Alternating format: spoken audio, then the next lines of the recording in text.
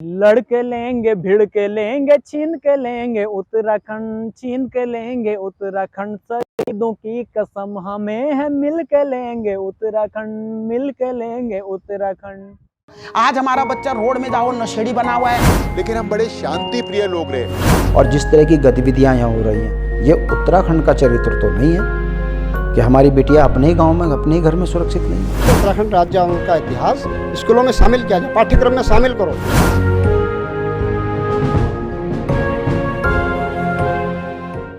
ले मशालें चल पड़े हैं लोग मेरे गांव के, अब अंधेरा जीत लेंगे लोग मेरे गांव के। एक मसाल आज़ादी के समय से ही तत्कालीन संयुक्त प्रांत यानी कि आज के उत्तर प्रदेश के जो पर्वतीय अंचल था उसको अलग दर्जा देने को लेकर जलने लगी थी। लेकिन इस मसाल की लौ 80 के दशक में बढ़ने लगी, जब पहाड़ के गांधी इंद्रमणि बडोनी सहित कई आंदोलनकारियों ने अलग राज्य की अलग जगाई। उत्तर प्रदेश के पहाड़ी क्षेत्रों के लोग अपने जल जंगल जमीन को बचाने के लिए एक पृथक राज्य की मांग प्रबल करने लगे थे। कई संघर्ष, बलिदान और आंदोलनों के बाद आखिरकार 9 नवंबर सन 2000 को उत्तरांचल देश के 27वें राज्य के रूप में अंकित हुआ। ये सब कुछ इतना आसान नहीं था। उत्तराखंड के सुनहरे भविष्य के लिए आंदोलनकारियों ने यातनाएं झेली, लाठी डंडे खाए, खून बहाया और अपने प्राणों का बलिदान दिया। 80 के दशक में हमको लोग कहा करते थे, ये मुट्ठी भर, ये क्या उत्तराखंड मांगेंगे, इनकी हैसियत नहीं है। और 90 के दशक में हमारे राजनीतिक ईमानदारी, हमारी गांधीवादी सोच, इंद्रमणि बडोनी जैसे नेता की लीड, उसने साबित किया कि हम जनमानस के विकास की बात कर रहे हैं, देश के अंदर सीमाओं की सुरक्षा की बात कर रहे हैं, उत्तराखंड से पलायन रोकने की बात कर रहे हैं। और उत्तराखंड की जो भौगोलिक परिस्थिति है उत्तर प्रदेश से भिन्न है, बहुत सही डिमांड है और जनता हमसे जुड़ी। गढ़वाल टिहरी से मानवेंद्र शाह जी और पौड़ी से सतपाल महाराज जी, ये हमारे संरक्षक बने, इंद्रमणि बडोनी अध्यक्ष बने, काशी सिंगेरी अध्यक्ष बने, इंद्रमणि बडोनी जी संरक्षक बने। और इस आंदोलन में हम एक संदेश दिया पूरे विश्व में कि हम उत्तराखंड के लिए एक मत हैं। 1994 में जब उत्तराखंड के लिए युवाओं ने मिलकर सामूहिक रूप से आंदोलन किया था। देखिए, ये 1994 की बात है और उस समय उत्तर प्रदेश के अंदर मुलायम सिंह यादव की सरकार थी। मुलायम सिंह यादव की सरकार ने एक ऐसा निर्णय लिया जो उस समय के उत्तर प्रदेश के अंदर पहाड़ के जनपद थे यानी गढ़वाल कुमाऊं, वो इससे बहुत बुरी तरह से प्रभावित होने जा रहे थे। मुलायम सिंह यादव सरकार का यह निर्णय था कि उन्होंने संपूर्ण उत्तर प्रदेश के अंदर अव्यावहारिक, जिसको हम कहते हैं 27% अन्य पिछड़े वर्ग के लिए आरक्षण कर दिया था, जिसको हम ओबीसी आरक्षण कह देते हैं। तो उस ज़माने में जब हमको ये खबर लगी जून 94 के अंदर कि पूरे उत्तर प्रदेश के अंदर सरकार ने 27% अन्य पिछड़े वर्गों के लिए आरक्षण कर दिया है, यह आरक्षण शिक्षा में, मेडिकल, इंजीनियरिंग, नौकरी, व्यवसाय में, लोन लेने आदि आदि सभी पर लागू होना था। तो हमारे को एकदम से ये लगा कि पहाड़ में तो ओबीसी रहते ही नहीं है, पहाड़ में तो ओबीसी की संख्या केवल 1.5 से 2% है। तो हमने इसके आंकड़े निकाले सांख्यिकी विभाग से और उन आंकड़ों से स्पष्ट हो गया कि केवल 1.25 से 2% ही ओबीसी उत्तर प्रदेश के पर्वतीय क्षेत्रों में निवास करते हैं।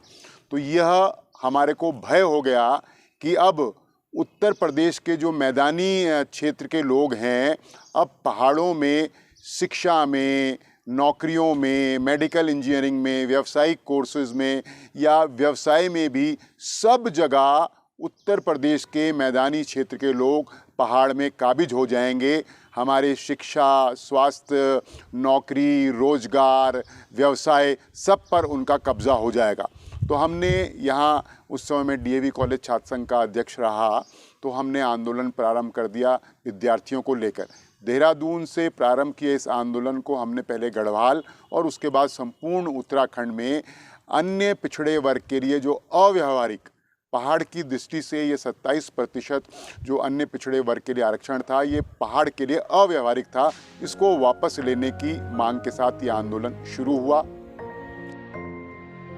90 का वो दशक जब हजारों आंदोलनकारियों पर पुलिस ने बर्बरता से गोलियां चलाई थी। जब इसकी गूंज और सुगबुगाहट उत्तर प्रदेश की राजधानी लखनऊ में तत्कालीन सरकार के कानों में गूंजी तो उन्होंने उत्पीड़न करना भी शुरू कर दिया। पहली 1 सितंबर 1994 को खटीमा में जब विद्यार्थियों के नेतृत्व में किसानों, सैनिकों, कर्मचारियों, श्रमिकों का आंदोलन चल रहा था तो मुलायम सिंह सरकार ने वहाँ गोलीकांड कर दिया। हमारे 6 लोग लहूलुहान हो गए, शहीद हो गए, सैकड़ों लोग घायल हुए, हज़ारों लोग जेल की सलाखों के पीछे रख दिए गए। उसी दौरान 2 सितंबर 1994 को मसूरी गोलीकांड इसी तर्ज पर हुआ। वो केवल इसलिए हुआ कि नौजवानों को डराने के लिए कि ये आंदोलन ना करें, दहशत पैदा हो जाए, तो वहाँ भी जघन्य हत्याकांड हुआ और 6 लोग, हंसा धनाई और बेलमती चौहान समेत 6 से 7 लोग मसूरी में शहीद हो गए। कई लोग गोलीकांडों में घायल हुए, जेलों में और लाठीचार्ज में घायल हुए। 1994 का वो काला दिन आज भी हर किसी के जहन में ताजा है, जब पुलिस ने क्रूरता की सारी हदें पार कर दी थी। इतिहास में ये दिन एक काला अध्याय के रूप में लिखा गया। हमारे और उत्तराखंड संयुक्त संघर्ष समिति और उत्तराखंड संयुक्त छात्र संघर्ष समिति के आह्वान पे 2 अक्टूबर 1994 को दिल्ली में भारत सरकार से ये मांग करने के लिए कि अलग उत्तराखंड राज्य की घोषणा करो, एक विराट रैली का आयोजन किया गया। लेकिन दुर्भाग्य हमारा ये रहा कि 1 अक्टूबर को रात को और 2 अक्टूबर की सुबह को जब लाखों लोग दिल्ली कूच कर रहे थे उत्तराखंड से, तो रामपुर तिराहा के अंदर हमको रोका गया, हमको आगे नहीं जाने दिया। पुलिस ने हमारी महिलाओं और माताओं और बहनों के साथ 1 अक्टूबर और 2 अक्टूबर की रात को अनाचार और दुराचार किया। सुबह जब हमको रोका गया तो पुलिस ने गोलीकांड में, लाठीचार्ज में हमारे कई लोग वहाँ शहीद हुए, नौजवान शहीद हुए और लाखों लोगों को दिल्ली जाने से रामपुर तिराहा मुजफ्फरनगर में ही रोक दिया गया। बहुत विभत्स और जघन्य वो कांड था और आज़ादी के बाद से का सबसे बड़ा वो कांड होगा जब लोकतांत्रिक तरीके से अपनी मांग के लिए प्रदर्शन और रैली करने जा रहे उत्तराखंड राज्य की डिमांड को लेकर हम दिल्ली जा रहे थे, तो ये हमारे साथ ये कांड हुआ। मातृशक्ति का इस आंदोलन में अहम योगदान रहा है। पहाड़ की नारी ने इस आंदोलन को सफल बनाने के लिए अपना घर-बार छोड़ा, तो किसी ने अपने बच्चे छोड़े और गर्भवती महिलाएं भी इस आंदोलन को सफल बनाने के लिए मैदान में कूद पड़ी। हमारी महिलाओं, हमारी जो बेलमती चौहान है, वो अपने बच्चे को ये कह के गई थी, बेटा मैंने दाल भात पका रखा है, मैं आ रही हूँ अभी। और दाल भात खाने वालों ने खा नहीं सकी, तब तक उसकी मरने की खबर आ गई। हम खुद, मैं अपने पर्सनली बोल रहे हैं, मेरी छोटी बेटी 1.5 साल की थी और अन्य एक महिला हमारे साथ रहती थी जिसके पेट में बच्चा था। आने वाले हमारी वर्तमान पीढ़ी, हमारे विद्यार्थी, हमारे नौजवानों को यह सब मालूम रहना चाहिए, क्योंकि यह सब गौरवान्वित करने वाले वो क्षण थे। और महिलाओं की जो भागीदारी और महिलाओं का जो नेतृत्व और महिलाओं का जो योगदान है, वो पूरे विश्व को आश्चर्यचकित कर देता है। भारतवर्ष में इतना बड़ा आंदोलन, आज़ादी के आंदोलन में भी इतनी तादाद में महिलाएं नहीं निकली होंगी। मैं कह सकता हूं दावे के साथ, अगर आज़ादी के आंदोलन में 5% महिलाएं सड़कों पे निकली होगी भारत को आज़ाद कराने के लिए, तो उत्तराखंड के आंदोलन में 50% से भी अधिक जो हैं वो महिलाएं निकली। उन मातृशक्ति को मैं नमन करता हूं, हृदय से नमन करता हूं कि उन्हीं के नेतृत्व में हमको ये राज्य मिला, उन्हीं के कारण शांति बनी रही, उन्हीं के कारण हमारा पथ प्रदर्शन, मार्गदर्शन होता रहा और हम अहिंसा के पथ पर चलते हुए भी अपनी मांग को मनवाने में कामयाब हैं। जहां महिलाओं के जोश और साहस ने इस आंदोलन की धार को खूब मजबूत बनाया था, वहीं उन्हें इसकी भारी कीमत भी चुकानी पड़ी। किसी ने पुलिस की मार खाई तो किसी को खून बहाना पड़ा था, किसी ने अपनी जान भी गंवाई थी इस आंदोलन में। हम लोग भी, मैं भी घायलों में हूँ, मैं घायल हुई थी उसमें। और हमारे बच्चे छोटे छोटे थे, अपने बच्चों को हमने छोड़ के, मेरे तो दूध पीती बेटी थी छोटी वाली और 3 बच्चे थे मेरे हस्बैंड का बहुत साथ रहा मेरे साथ, जो कि मेरे हस्बैंड ने, मैं आंदोलन में जाती थी तो बच्चों को पालना रखना ये उन्होंने करा, उनके बदौलत मैं आंदोलनकारी बनी। और हमारे उत्तराखंड के साथ बहुत बुरा हुआ, लेकिन अनंत कुमार, बुआ सिंह, मुलायम सिंह और नरसिम्हा राव जी इनके दोषी हैं हमारे उत्तराखंड पे अवरदा करने की, हमारे उत्तराखंड की महिलाओं को मारने की, युवाओं को मारने की, बुजुर्गों को मारने की और हमारी महिलाओं की अस्मतें लूटने की। जो हमारी महिलाओं के साथ बर्बरदाई करी है, खेतों में ले जाके घसीट के, तो हम ये कह रहे हैं कि उनमें पुलिस वाले कम थे और कॉलेजों के और गुंडे लोग ज्यादा थे, जिनको इन्होंने वर्दी पहना के हमारे उत्तराखंड पे अत्याचार करा है। उस वक्त गढ़ रत्न नरेंद्र सिंह नेगी, डॉक्टर अतुल शर्मा व अन्य साहित्यकारों गीतकारों के गीत गाए जाते थे। ये वो गीत थे जो आंदोलनकारियों में जोश भरने का काम करते थे। मत पहाड़ू बटी निस गंगाड़ू बटी स्कूल दफ्तर गांव बाजारू बटी, मत पहाड़ू बटी निस गंगाड़ू बटी स्कूल दफ्तर गांव बाजारू बटी, मन ठेकेदार धार धारू बटी, हितने लग्या छिन हितने लग्या छन बैठना को लगनी, बाटा भरिया छन सड़क्यों में जगनी, सीधा कख जाना भेज कख जाना छा तुम लोग उत्तराखंड आंदोलन में, दीदी कख जाना छा तुम लोग उत्तराखंड आंदोलन में, भूला कख जाना छा तुम लोग उत्तराखंड आंदोलन में। आंदोलन के दौर में एक गीत था जिसे खूब गाया जाता था। ये गीत जो आंदोलनकारी थे उनमें जोश भरने के लिए अक्सर गाया जाता था कि लड़के लेंगे, भिड़ के लेंगे, छीन के लेंगे उत्तराखंड, छीन के लेंगे उत्तराखंड, शहीदों की कसम हमें है, मिल के लेंगे उत्तराखंड, मिल के लेंगे उत्तराखंड, लड़के लेंगे, भिड़ के लेंगे, छीन के लेंगे उत्तराखंड, छीन के लेंगे उत्तराखंड, शहीदों की कसम हमें है, मिल के लेंगे उत्तराखंड, मिल के लेंगे उत्तराखंड, देवभूमि के वीर सपूतों जागो, वीरों जागो। आज भी उस पल को याद करते हुए राज्य आंदोलनकारियों की आंखें नम हो जाती हैं। लोगों ने बहुत त्याग बलिदान किया है और सब पे मुकदमे, जेल और ये पीड़ा होती है। और क्या होना कि पीड़ा होती है कि यार अब मैं जितने भी आंदोलनकारियों से मिलता हूँ, और समय माता सुशीला बलोनी जी के घर गया था, पहली बार मैंने उनकी आंखों में आंसू देखे।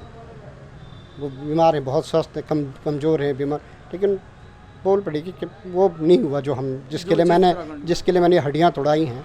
तो बड़ी भावुक, मैंने पहली बार उनको आंसू देखे, भावुक होते हुए देखा। 9 नवंबर सन 2000 को भले ही उत्तराखंड का गठन हुआ हो, लेकिन आंदोलन के घाव आज भी हरे के हरे हैं। भले ही उत्तराखंड ने विकास के आयाम को छुआ हो, लेकिन पहाड़ की समस्याएं आज भी पहाड़ जितनी बड़ी हैं। उत्तराखंड आज भी अपनी मूलभूत सुविधाओं के लिए तरस रहा है। लेकिन बहुत कुछ किया जाना, और जो राज्य की अवधारणा थी, जिस मकसद से राज्य बनाया गया था कि पर्वतीय क्षेत्रों का विकास होगा, पर्वतीय क्षेत्रों में उच्च शिक्षा के संस्थान खुलेंगे, पर्वतीय क्षेत्र को लोगों को रोजगार मिलेगा, सड़कों का विकास हो रहा है, लेकिन मेन रोड पे हो रहा है, लेकिन जो पगडंडी या गली वहाँ पर कैसे विकास होगा, वहाँ के स्कूल कैसे चलेंगे, और बीएड कॉलेज, अपने लॉ कॉलेज, ये कैसे वहाँ पर, ताकि वो रुक सकें, लोग प्लान कैसे रुकें। तो इन सब मकसद के लिए राज्य बनाया गया था। और जैसा कि अभी मोदी जी का केदारनाथ दौरा था, माणा गांव में उन्होंने मुख्यमंत्री जी की बात में हाँ मिलाकर कहा कि माणा आखिरी गांव नहीं, पहला गांव है। ये राज्य का जो आनंद था वो भी इसी मकसद से किया गया था कि जो हमारा पहाड़ का गांव होगा वो पहला गांव होगा, और उसको पहले गांव के नज़ीर मानते विकास की गंगा माणा से नीचे की तरफ बहनी चाहिए थी। लेकिन राज्य बनने के बाद हुआ उल्टा, विकास 3 जिलों तक सीमित हो गया, और वो विकास जब पहाड़ चढ़ने लगा तो वो हाँपने लगा, और लोग द्रुत गति से जो राज्य का मकसद प्लान रोकना था और द्रुत गति से प्लान मैदानों की तरफ करने लगे। क्योंकि उद्योग हो तो मैदान में, बीएड कॉलेज हो तो इस बना के यहाँ देहरादून की नदियों के किनारे या हल्द्वानी के गोला के किनारे, और अगर कोई लॉ कॉलेज खुले तो वो यहाँ, कोई टेक्निकल कॉलेज खुले तो यहाँ, रोजगार के कोई साधन हो तो यहाँ। तो बट नेचुरल था कि जब पहले ज़माने में 10वीं 12वीं करके हमारा पहाड़ का युवा अपना फौज या अपने छोटे मोटे काम करके हल चला के कर लेता था।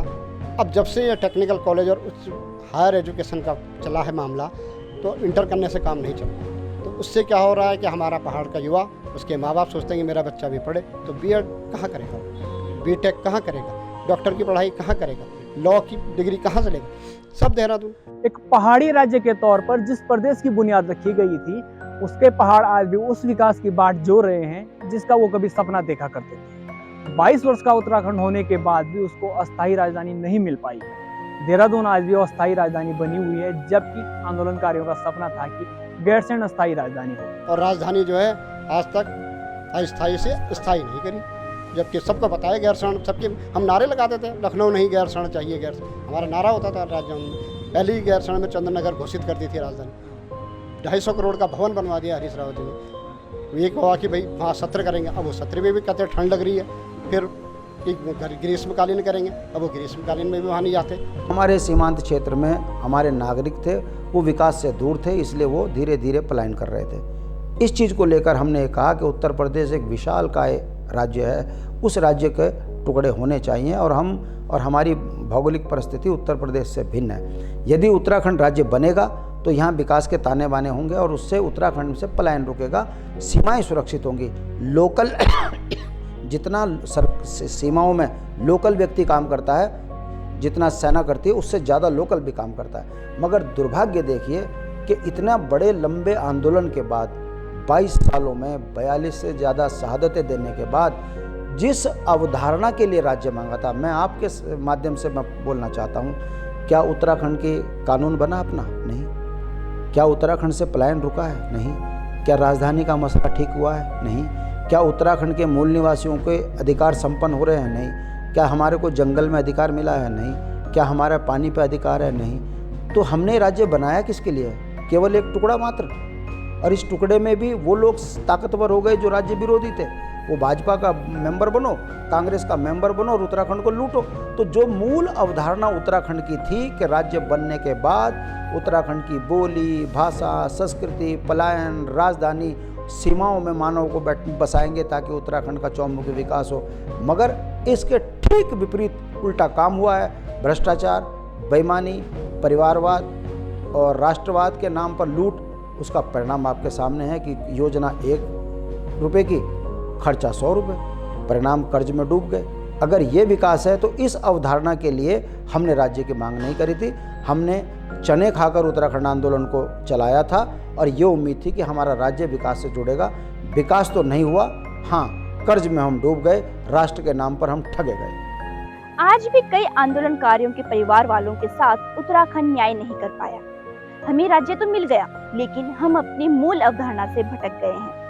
कितना अच्छा होता कि पहाड़ की जवानी पहाड़ के काम आती, लेकिन यहाँ का युवा आज भी अपनी जमीन तलाश रहा है। लेकिन हम उम्मीद नहीं हारे हैं और आशावान है एक उज्जवल उत्तराखंड के लिए, जो एक न एक दिन हमारे राज्य की मूल अवधारणाओं पर जरूर खरा उतरेगा। और उम्मीद करते हैं कि वो दिन जल्दी आए। इसी कामना और शुभेच्छा के साथ आप सभी को राज्य स्थापना दिवस की हार्दिक शुभकामनाएं। नौजवान खेत और गांव से बिछुड़ रहा, नौकरी की खोज में पहाड़ से उतर रहा, नौकरी की खोज में पहाड़